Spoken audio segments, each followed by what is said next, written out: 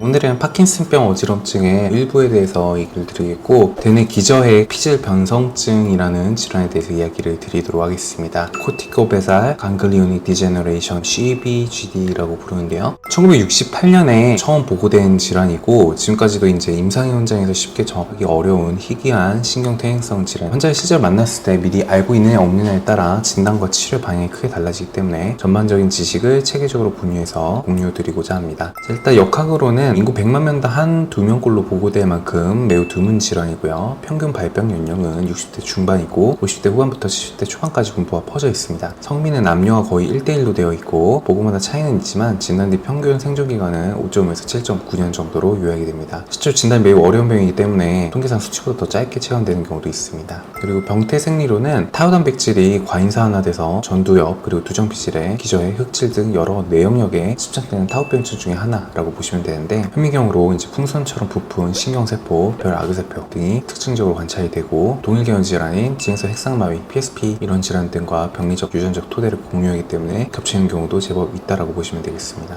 임상 증상이 중요한데 첫 증상으로는 모터 펑션에 문제가 생기게 됩니다. 편측성으로 강직이나 소동 등이 발생할 수 있는 파킨슨 증상들이 나타나게 되는데, 이러한 것들이 얼굴로 나타나게 돼도 레보도파 같은 파킨슨 치료제에 전혀 반응하지 않는다는 것이 중요한 단서가 됩니다. 질환이 진행함에 따라서 근기장 이상이나 제자리 걸음한다든지 말린 손가락 같은 자세성 디스토니아가 두드러지고, 동작으로 유발되는 근각내 경련 그리고 진전 등이 병행하기 때문에 환자의 일상 수행 능력을 빠르게 떨어뜨리는 것이 특징입니다. 자, 그리고 피질 증상인데 에어리언 림이라고 하는 현상이 매우 특징적이고, 자기 팔이나 사지가 남의 팔처럼 제멋대로 움직인다고 얘기를 하시는 겁니다. 실행증 때문에 칫솔, 단추 채우기, 동계산 같은 일상 동작에 문제가 생기고, 비유차성 실어증 등이 발생하게 되면 의사소통 자체에 문제가 생기고요. 두정피질에 침범하게 되면은 두점의 식별 저하나 입체 감각 소실 같은 피질 감각 장애도 같이 동반될 수가 있습니다. 그리고 안구 운동 장애가 생길 수가 있는데, 임상적으로 안진 소견에서 가장 특징적인 것이 버티컬 사케이드 운동의 저하 및 결여입니다. 환자 이마에 망치를 대고 머리를 상하 좌우로 1Hz 정도 흔들면서 시선 고정을 하시도록 만들어드리면 수직 방향에서 빠른 보정의 사케이드 눈 운동이 사라지는 모습을 포착할 수가 있고, 반대로 수평 방향은 비교적 보존되어 있기 때문에 이 대비가 뚜렷하게 나오는 것이 특징입니다. 저킹하는 빈도가 증가한다든지 컨버전스가 안 돼서 문제가 생긴 것이 특징적인 질환이라고 볼 수가 있죠. 진단을 위해서 임상적으로 가장 널리 쓰이는 기준은 프로버블 CBS 가이드라인인데, 파킨슨 증상이 나타나면서 레보도파의 반응이 떨어지는 경우, 2가지 이상의 코티컬 시스템이 나타나는 경우, 11가지의 부가지표 중에서 2가지 이상의 양성을 모두 만족하면 프로버블 CBS로 진단을 내리게 됩니다. 3테슬라 이상의 MRI를 통해서 전두엽이나 두정피질의 비대칭 위축이 보이거나 피질하에 유선미가 손실되는 것을 볼 수가 있겠고, PDG, 펫 등을 시행할 경우에는 저대사가 나타나는 것을 확인할 수가 있겠고요. 타우 단백질 등을 확인할 수 있는 점들, 그리고 내척수액 통해서 타우와 알파리포 프로테인 비율 등을 감별하게 되는데, 특이도는 매우 제한적이기 때문에 비교적 잘 하진 않는 검사라고 보시면 되겠습니다. 감별 진단인데, 초기에는 진단이 까다롭기 때문에 진단이 매우 어려운 질환 중에 하나입니다. 다양한 비슷한 질환들이 있겠죠. 알츠하이머, CJD, PSP, MSA 등. 예를 들어서 이제 전신적으로 자율신경 실조가 두드러진다면 다계통 위축 증상을 의심을 해야 되겠고, 수주 단위도 급격하게 진행한다면 CJD를 우선 의심해야겠으나, 이런 것들과 비슷한 증상을 가지기 때문에 항상 이 질환도 같이 감별을 고려해 두어야겠습니다. 치료 및 관리에 있어서 이제 약물 치료인데, 질환 억제하는 약이 없고 레보도파 사용도 반응은 미미하고, 근간대 결연이나 디스토니아가 나타나면 크로나제판이나 발프로 애시드로 조절을 한다든지, 우울이나 통증 등에 대해서는 SSRI, 그리고 심한 불면증이 있을 때는 르타자핀 등을 투여할 수 있겠습니다. 그리고 재활이나 보조기기 사용을 통해서 결국 재활이 중점이 되게 되는데, 비대칭적인 자세 교정이나 균형 훈련을 포함해서 물리 자극치료 필수고요. 언어 치료를 통해서 비유차성 실어증 프로그램 병행을 하고, 면장애까지 이어진다면 이비인후과나 VFSS 쪽에서 상캠 재활을 하는 것이 중요하겠고, 좀 심해질 경우 이제 PEG 등 삽입을 고려하게 되겠습니다.